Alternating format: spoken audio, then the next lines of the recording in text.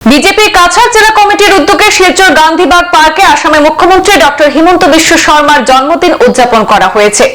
অনুষ্ঠানে কেক কেটে আনন্দ ভোগ করলেন কাছাড় জেলা বিজেপির উপস্থিত নেতা কর্মীরা।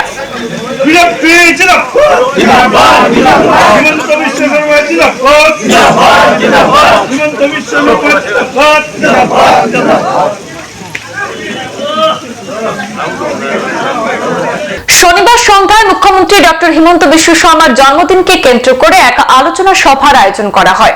আলোচনা সভায় আসাম প্রদেশ বিজেপি সম্পাদক কর্ণাট পুরকায়স্থ বলেন, আসামের মুখ্যমন্ত্রী ডক্টর হিমন্ত বিশ্ব শর্মা বিজেপি দলের মুখ্যমন্ত্রী হওয়ার পর আসাম রাজ্যকে ভারতের মানচিত্রে এক উন্নত মানের রাজ্যে পরিণত করার কাজ নিরন্তর চালিয়ে যাচ্ছেন। কাছাড় জেলা কমিটির সভাপতি রূপম সাহা বলেন, ভারতের প্রধানমন্ত্রী নরেন্দ্র মোদী যেভাবে দেশকে উন্নতির দিকে এগিয়ে নিয়ে যাওয়ার জন্য কাজ করে যাচ্ছেন, ঠিক একইভাবে ডক্টর হিমন্ত বিশ্ব শর্মাও কাজ করছেন। আসামের ইতিহাসে এই প্রথমবারের মতো উন্নতমান চিন্তাধারা সকল স্তরের মানুষের উন্নতির স্বার্থে ঐক্যবদ্ধভাবে কাজ করার প্রচেষ্টা চালিয়ে যাচ্ছেন। এদিন উপস্থিত সবাই নিজ নিজ বক্তব্যে মুখ্যমন্ত্রী ডক্টর হিমন্ত বিশ্ব শর্মার দীর্ঘায়ু কামনা করেছেন। অনুষ্ঠান শেষে কেক কেটে আনন্দ উপভোগ করেছেন কাছাড় জেলা বিজেপির উপস্থিত নেতাকর্মীরা। এদিনের অনুষ্ঠানে উপস্থিত ছিলেন বিজেপির আসাম প্রদেশ কমিটির সম্পাদক কর্ণাট পুরকায়স্থ, কাছাড় জেলা কমিটির সভাপতি রূপম সাহা, সহ সভাপতি অমিয় কান্তি দাস, অমিতাভ রায়, চামেলি পাল, বাসুদেব শর্মা, মানবেন্দ্র ভট্টাচার্য প্রমুখরা। এবং আজকের দিনে আমি সেটা ব্যর্থহীন ভাষায় বলতে পারি, যদি আমাদের রাজ্যের স্বাস্থ্যমন্ত্রী ডক্টর হিমন্ত বিশ্ব শর্মা থাকতেন না, আমাদের রাজ্যের অবস্থা ভয়াবহ হতো। কোভিডের সময় আমরা দেখেছি, এই কোভিডের সময়ে কমপক্ষে 25 বার উনি বরাক উপত্যকায় এসেছেন।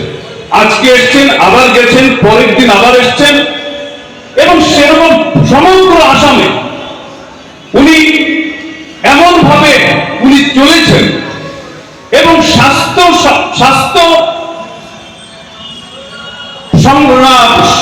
সঙ্গে জড়িত যারা কর্মচারীরা যারা ছিলেন, যারা স্বাস্থ্য কর্মীরা যারা ছিলেন, ডাক্তার থেকে শুরু করে প্রত্যেককে উজ্জীবিত করা, তাদের মধ্যে সেই উৎসাহ প্রদান করা যে এই যে কাজ, এই যে কঠিন সময় আমাদের কাছে এসছে, আমরা সবাই মিলে ঐক্যবদ্ধভাবে আমরা কাজ করলে সেটা থেকে আমরা বেরিয়ে আসতে পারবো, এবং সেই রাস্তা দেখানোর কাজ ডক্টর হিমন্ত বিশ্ব শর্মা করেছে।